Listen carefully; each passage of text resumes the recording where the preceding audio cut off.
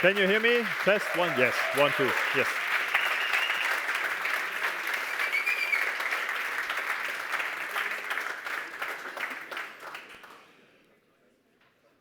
Welcome to the last talk of this year's NEOS conference.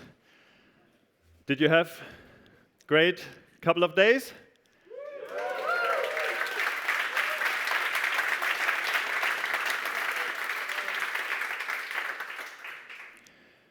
This year, we decided, as we had a couple of years ago, I think it was in Dresden, as the last talk, again, a panel discussion, because, as you all know by now, NEOS 9 has been released. I have to talk about it in past tense. It's here, we can use it, and you've heard a lot of talks about it. So the question, obviously, is, what's next for NEOS? Where are we going from here? What's the next big thing? And for that, we went to great length to think about a panel that would be fitting, that consists of experts and users and diverse perspectives. And so it's my great pleasure to ask to the stage with me Sebastian Helzle, Bastian Waidelich, Robert Lemke, and Nadja Meyenhofer.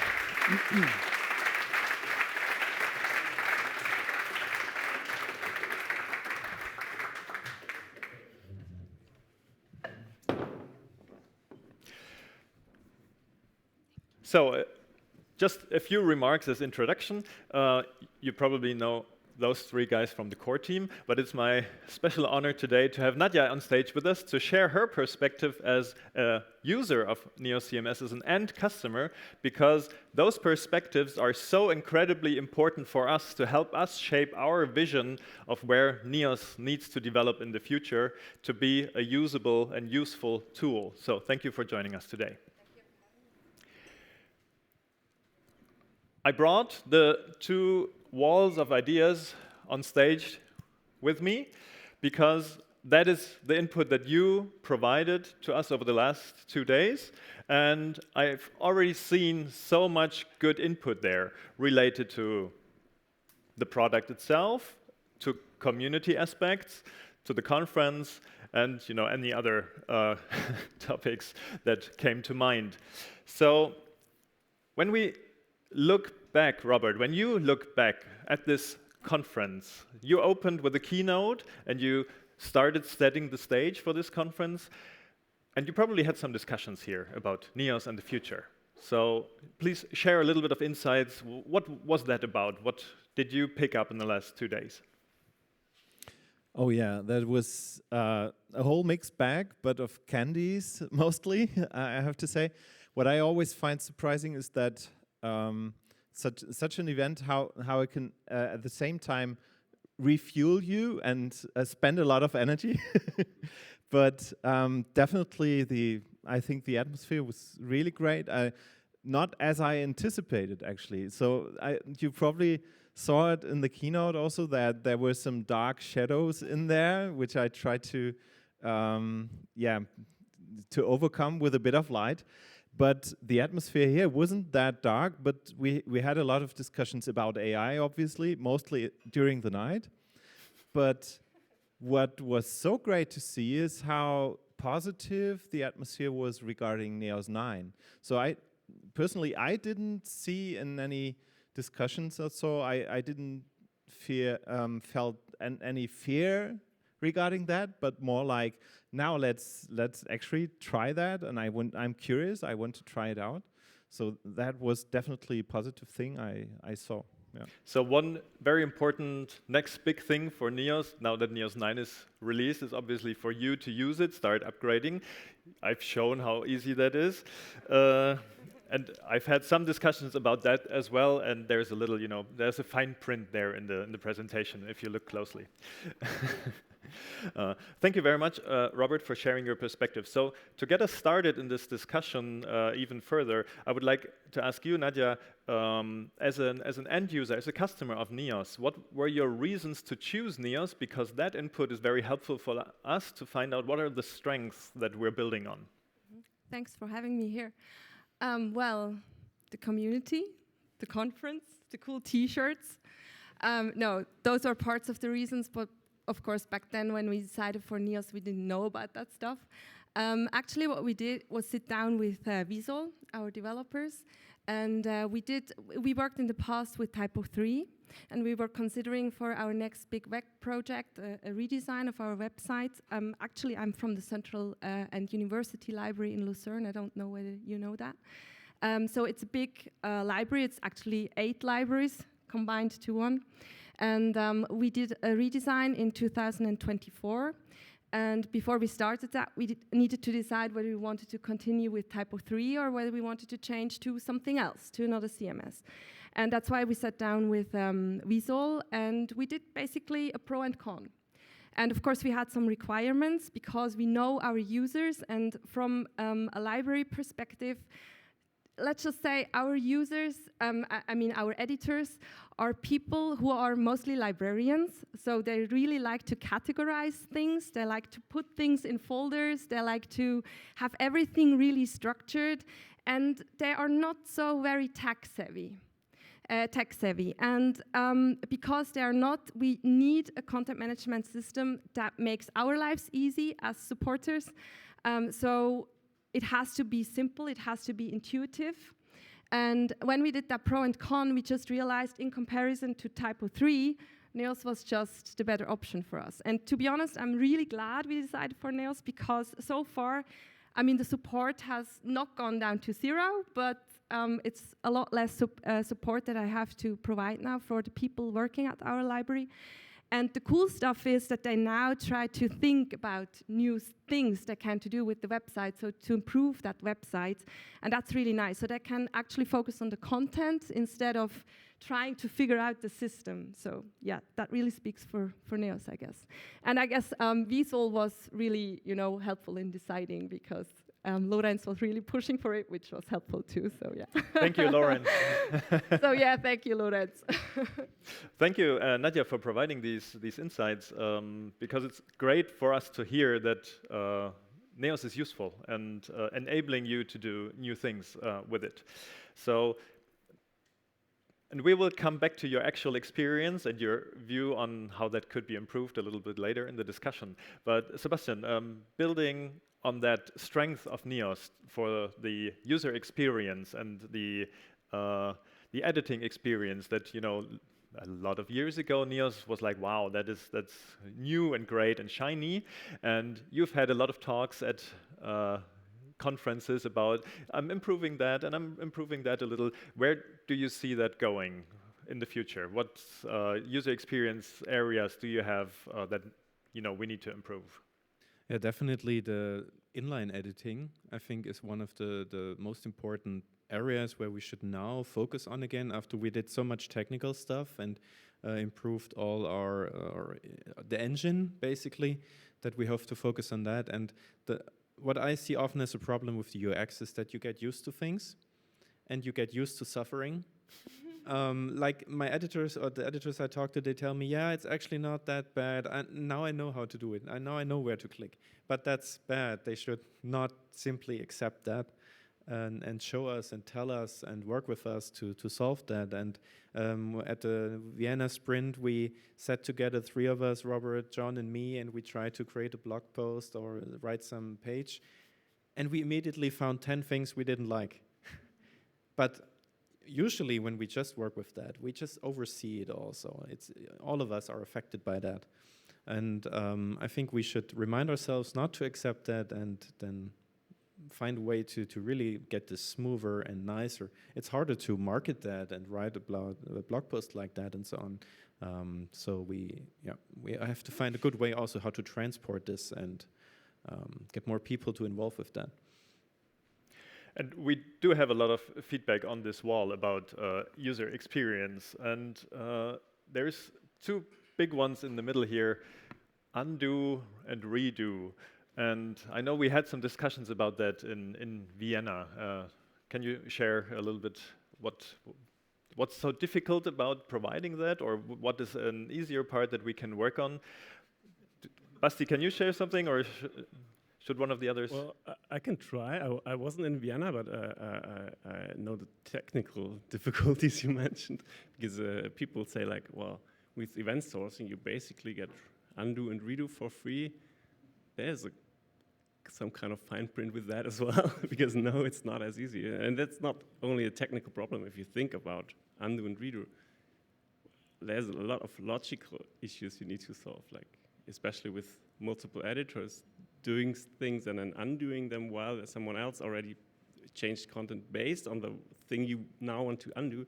You know, there's a lot of to think about, and well, in general, I think I stood before the wall and tried to condense like what is the bigger picture, and I think most of that is about UX in some form, and I think that's, so we spent the last years deep down in the cellar working on the engine, like you said, so it's clear we need to now come up and improve make the edges round, and when you like undo and redo, we should really think about all the implications before we like jump on it.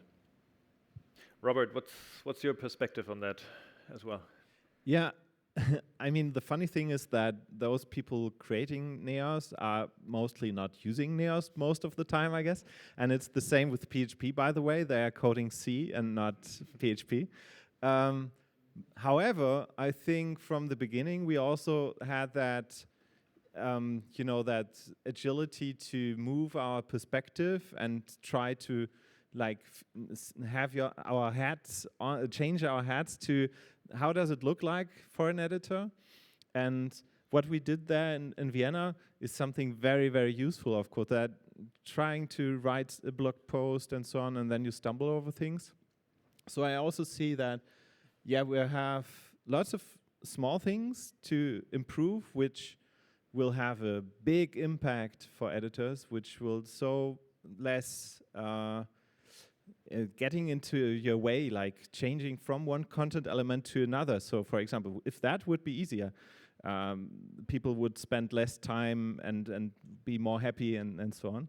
But I also think that there are completely new fields which we haven't touched yet, so which is out of our domain of development, but in the domain of content editors, which we probably don't know much about, like workflows and so on. So how could we improve the workflows of editors? How do they plan working on content? How do they communicate with each other? Like I plan to write a blog post and I need feedback from others. How do we collect ideas and plan and schedule something, like next week it must be online? That's usually happening outside of Neos, but maybe there are easy things technically which we can provide to make that easier, but we need to think about the concepts.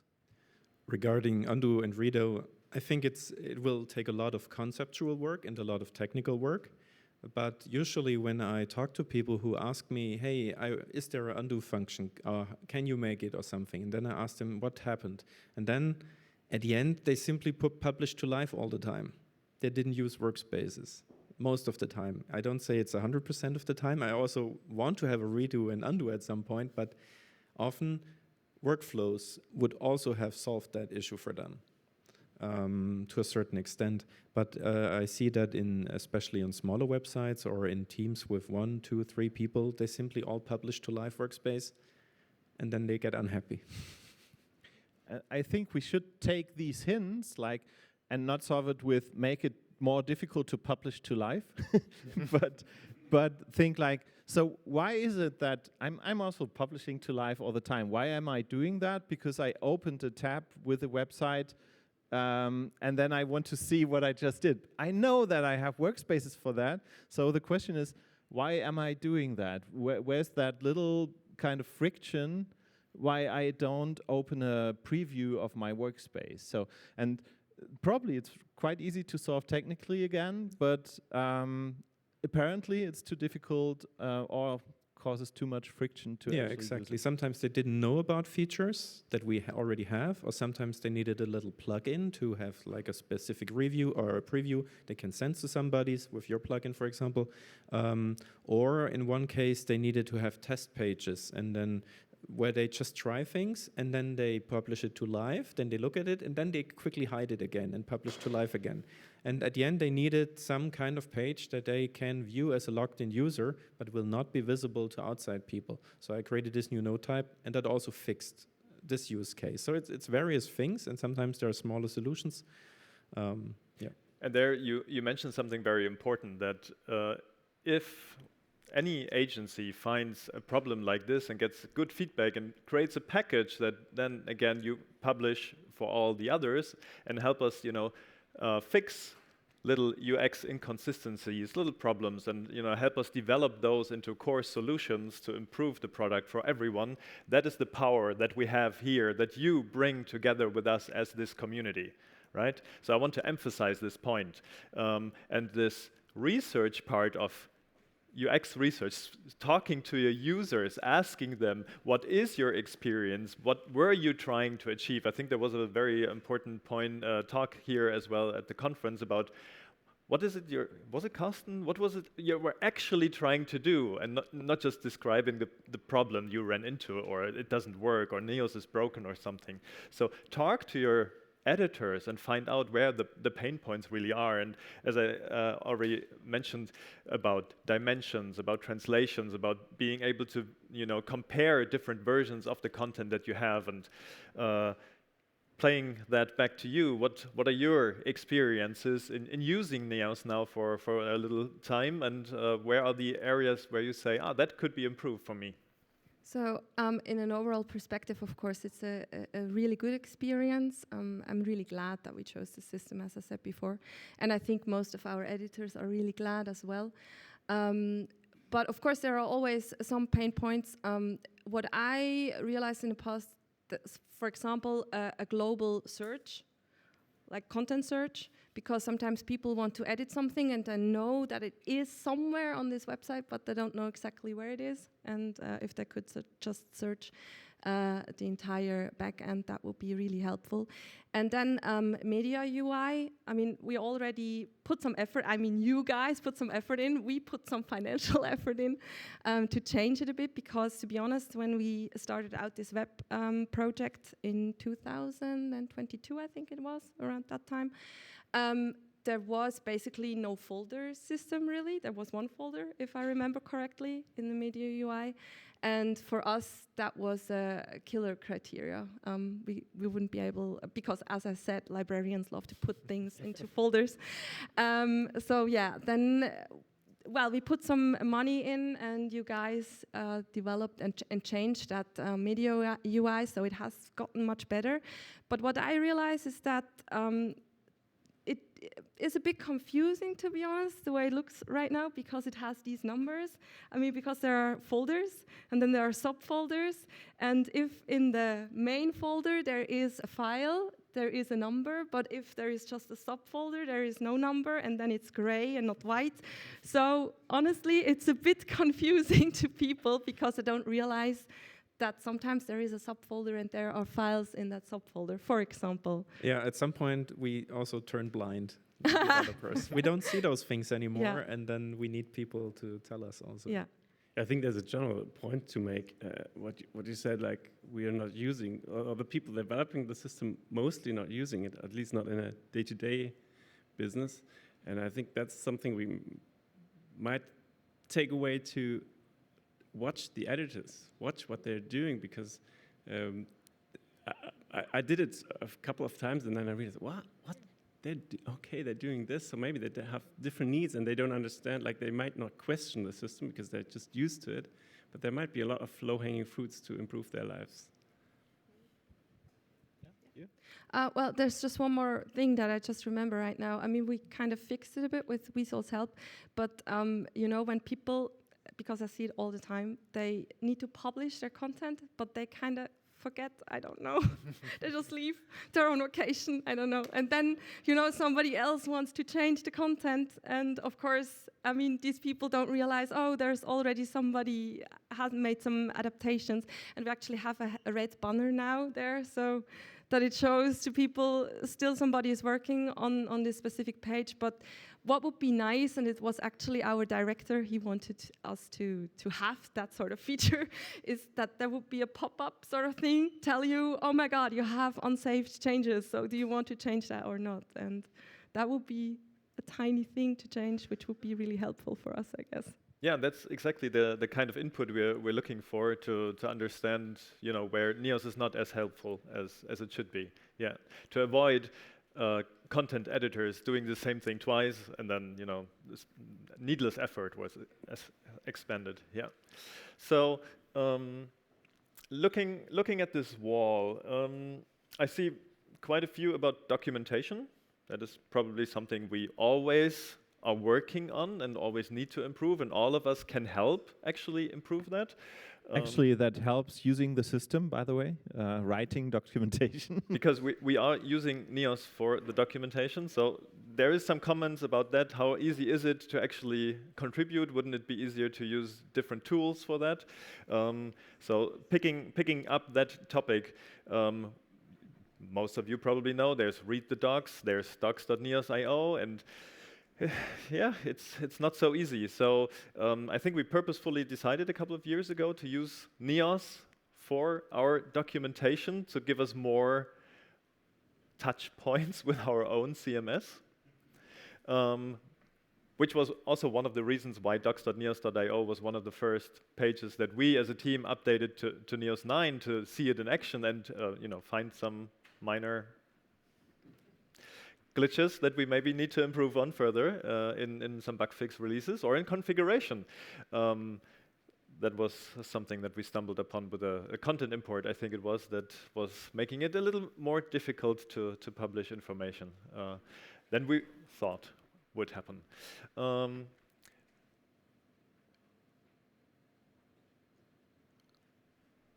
So this Neos 9 that you already mentioned, we laid a lot of groundwork for.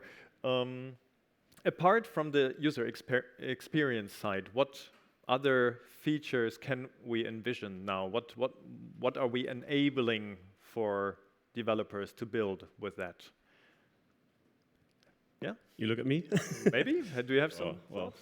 Predictions are hard, especially if they're about the future, isn't it? But well, I think, to be honest, it hasn't been like in the years before. I was always like, there was clear what the next year would be about roughly. I mean, sometimes we were wrong with it, but it was always there was a direction. Now it's like, wow, there's so many ways to go from here, and with all the challenges outside of Neos and AI coming up and so on, it's uncertain times, and I think the only constant is change, and I think to stay on this meta layer, I think we need to be prepared for change. So survival of the fittest is not to be the best, but to be the most agile, to adjust. And I think like UX, like we said, we covered, but I think the other point we need to get better at is to be more modular, like to be able to replace parts, because I'm not afraid of making mistakes. We will for sure make wrong decisions in the next years, but we should make them in a way that we can cater for them and like maybe make them with less consequences in a way. And well, to put it more positively, I think there's so with Neos 9 there's a lot of foundational work, and you can't see a lot of it yet, and we still have these rough edges, definitely. But there's so much possibilities now, and I'm really curious what it will bring us, but I can't tell you. I have one, which is probably invisible to most of you, that Danny implemented, because he implemented the asset usage based on the content repository. Because in the old system, the asset usage was always very long to calculate. So you may remember, you go to the media, you really don't know which asset is in use or not, and then you have this button you can click on in the media UI to find out, or you go to the details and then it loads and loads and loads and tries to find out where this asset is used. Up to 30 seconds I saw in some projects, and then I implemented some workaround for the media UI to make it quick and so on. And this code is now deprecated because the content repository gives us this information now.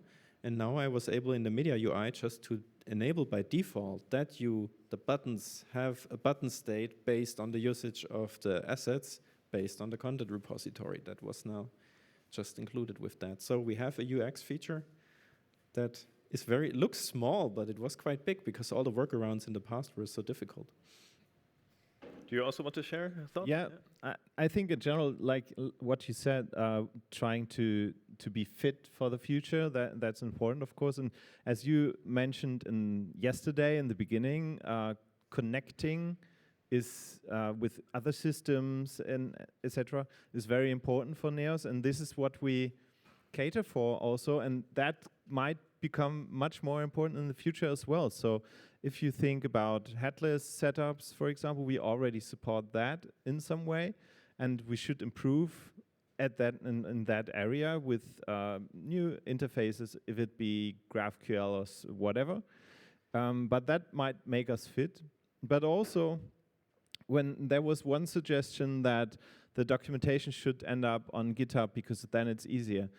Yes, maybe, but maybe not edited in Git and GitHub, but because other people will also have these problems, like how can we collaboratively work on content, and then rather take that extra round and make it really nice and easy to edit in NEOS, but then export things, synchronize things with other sources and targets, like export to Markdown, to GitHub, etc., and look in that way. And I think if we keep being agile in all directions, we're also fit for the future.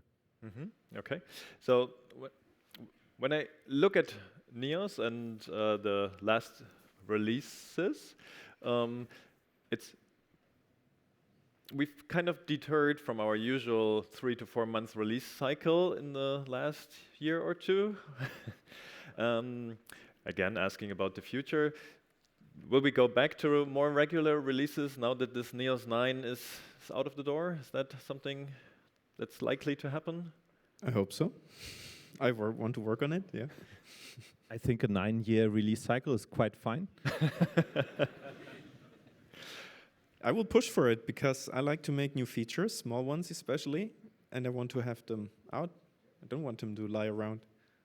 Yeah, I really think that it was a big exception, and honestly, I also don't know how it could have been done otherwise, but in general, it's important to know that this is all about continuous small improvements. So we are not really looking for big radical changes, but trying to continually improve everything, because when you see a system which is very easy to use, it's because of all the wisdom and all the experience which went into all these little details. So every time you make a radical change, you also get rid of all these small decisions. So I'm rather in favor of small improvement steps. And from my own experience, I have to say. I want to counter that just to spice it up a little. No, of course I do agree we need to be incremental anyways, but I think we must also not stop to think outside the box. So instead of always going the next step, sometimes think maybe this other way solves a lot of different steps. And I mean, that's at the same time a big challenge to get the right mix of it, but I think I'm very confident that we do a good job, because I think we learned a lot in the last years, to especially.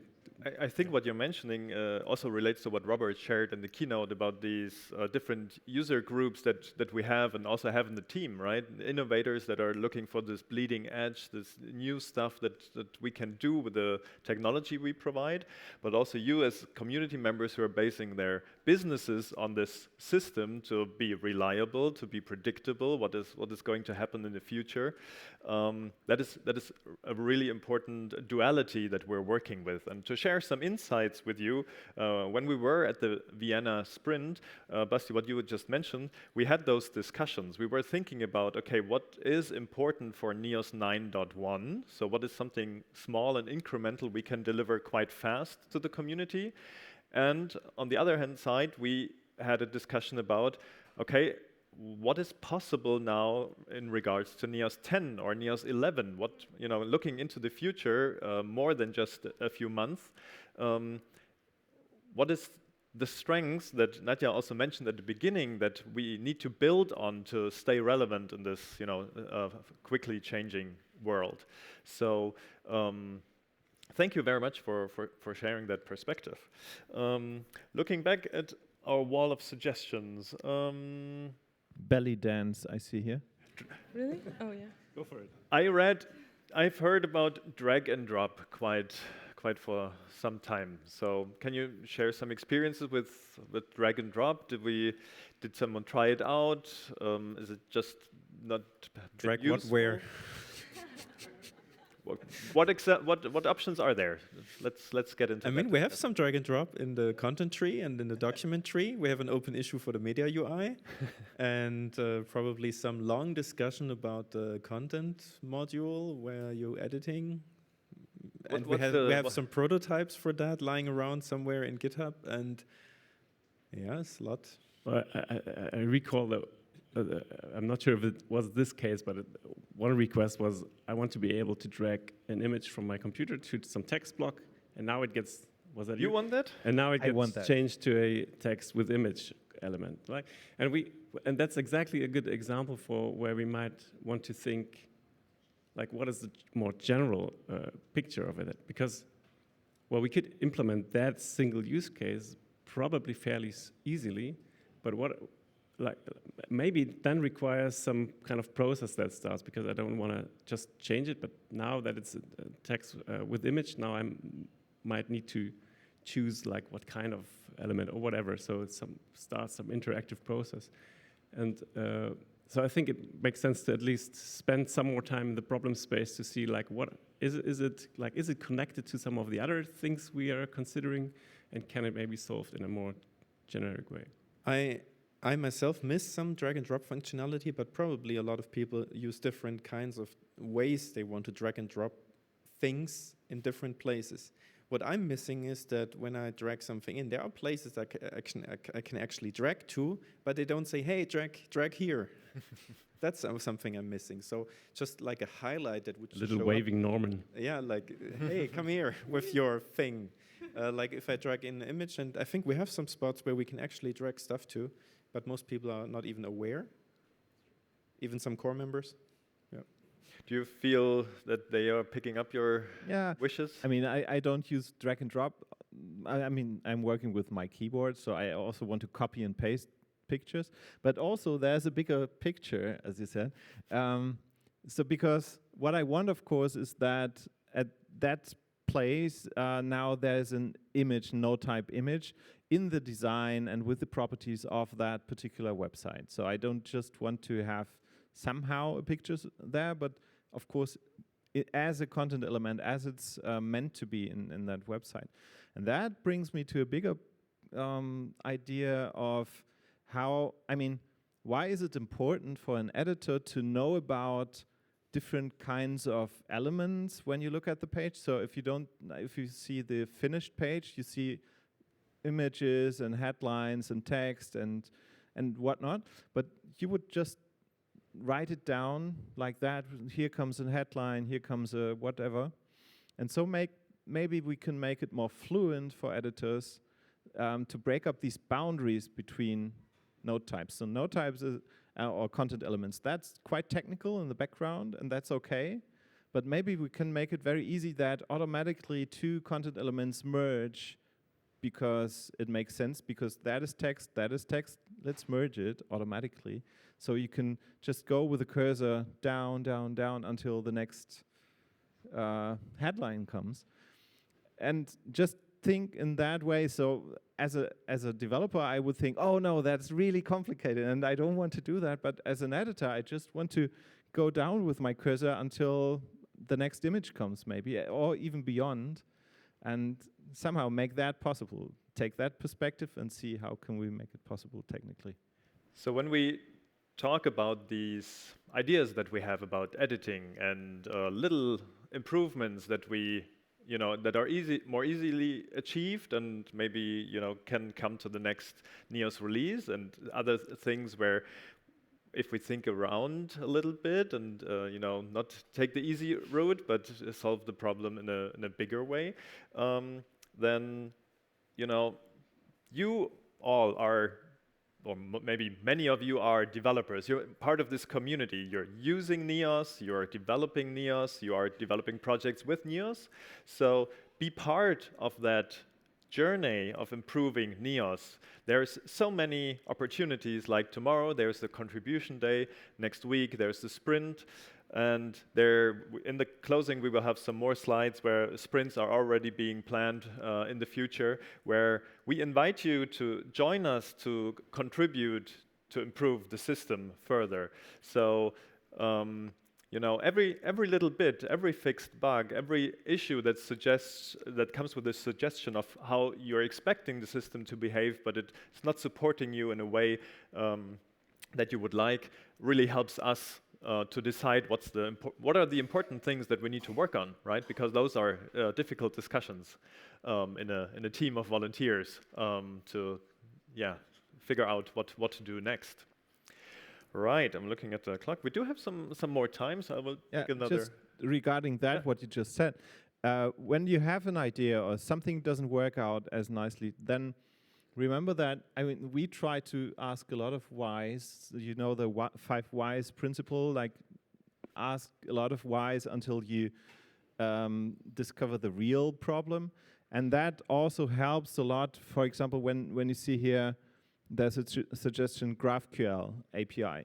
Yeah, but what for? And in order to connect with the system. Yeah, but what for? So what are you trying to achieve? Maybe that kind of API is not the right way to implement this. So if you think about something like that, try to broaden the scope and think like what I'm trying to solve. Maybe it's because of the experiences with another CMS. Editors are coming from another CMS and they are missing that they can have a plugin type with PI42, and that doesn't exist anymore, so where do I have that? But there's a different reason for it, and maybe it's much easier to do that with NEOS. Yeah, and another thing I want to say is that we often cannot really go ahead with things we want to implement because we always, or not always is the wrong word, sorry. We want to get it right. So we make the small problem so big and have such long discussions that we don't even start anymore. And the community members who maybe brought up the topic or wanted to help, they also then fed up and don't want to join in anymore. And we have to really cut it in small pieces to be and get the ones that you can just start working on already. And then start with that and go ahead until we can have this perfect solution one day. And be able to reach it. And on GitHub, there are a lot of those discussions. So please also tell us in those discussions, hey, stop. Maybe we need to go back a few steps and come to a place where we're not all frustrated with this topic and never bother with it anymore. So that's also that's not only for the team to think about, but also for the people who contribute and help. Also, if you tell us NEOS should do this and that, that's also a bit broad for us sometimes to do something like Robert said. Yeah, GraphQL, it's such a big topic. I implemented GraphQL now 2 times for the media UI. It's not so much fun. And yeah. And what I want to mention in that regard is, it may seem for some people it may seem like, if the core team members are having discussions about this topic, what can I offer in additional knowledge? Okay, if they're not sure what to do, then my input is probably not valuable anymore. But that's not true. It's actually the other way around. The input from your perspective into discussions where you're thinking, where you're providing the perspective of which goal you're trying to achieve for your users, sometimes that is the most important thing, because we're down in the nitty-gritty details of an implementation detail and how are we solving this with, what sophisticated technologies, and saying, guys, I just want to know how many times is my asset actually used, or on that folder, I want the number of items below it. That's what I'm trying to achieve, and please focus on that. And also remember that those in the NEOS team are not the most clever people in the world, but they are quite clever and are generous enough to spend time for free working on it for you. So there might be so many more people who are also as clever, but they don't take that step to contribute. I am sure there's lots of people in this audience who we would profit greatly from if we enabled them to contribute more. So if you're joining us for the contribution day tomorrow, that's a big invitation. Let's grow this community to really make this system better in the future. Can I quickly Yes, add please. something? Because I'm listening to you guys, and I mean, I know there's always room for improvement, which is great. I mean, we love that. But in my experience, I mean, I really like it. I work with 2 other CMS, and NEOS is just the best, in my opinion. So I really like it. I'm not just saying that because I'm sitting here and I want to know, or we won an award yesterday.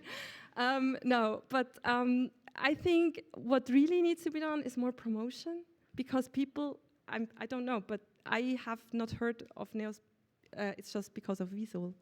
So I don't know how to do that promotion, to be honest, but I think it needs more promotion, because when editors realize how easy it actually is in comparison to other CMS, they will probably use it more. We will pick you up on that offer to. We do have a LinkedIn page where There's a. Can I say? Yeah. Sorry. We recently restarted the marketing guild, revived it from the zombie status it had. The problem is I'm kind of like pushing it mostly, but I have nothing to do with marketing. So, but I feel like I want to spend this energy on pushing it, but I'm not an expert in it. So we now hired someone who helps us with it, Philip Berghoff, who appears now in Slack and walks around here and helps us. And Marika is also helping, but she's also not a marketing expert. So, but we want to push it, and we want to take it seriously. We now restarted the NEOS Monthly. We have some press releases. We want to write blog posts. We are collecting more information from the community. But as I said, we're not super experts, but we want to take it seriously, so we need help there. And like in the last years, we sometimes had also visitors to our marketing weekly on Wednesday afternoon, where people from agencies came, or even customers, and gave us some feedback. So you're really welcome to join in there again, also to help us and give us pointers, because as I said, we're doing our best, but we're not the experts, and we want to learn and get better at it. And we are very aware, and on a lot of things we are discussing a lot, how can we market what we have, because we have so many great things we keep to ourselves and keep silent about. I asked that myself because I do a lot of things and I don't really tell anyone, because I have so many blog drafts that So will be published. Yeah. let me take that point as the last one as we come to a wrap here.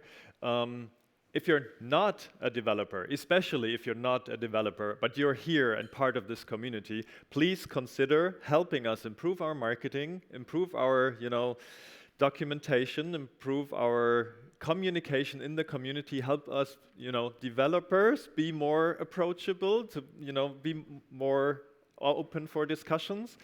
We invite you to help us achieve that goal in the future. And yeah, with that, thank you very much to my panel.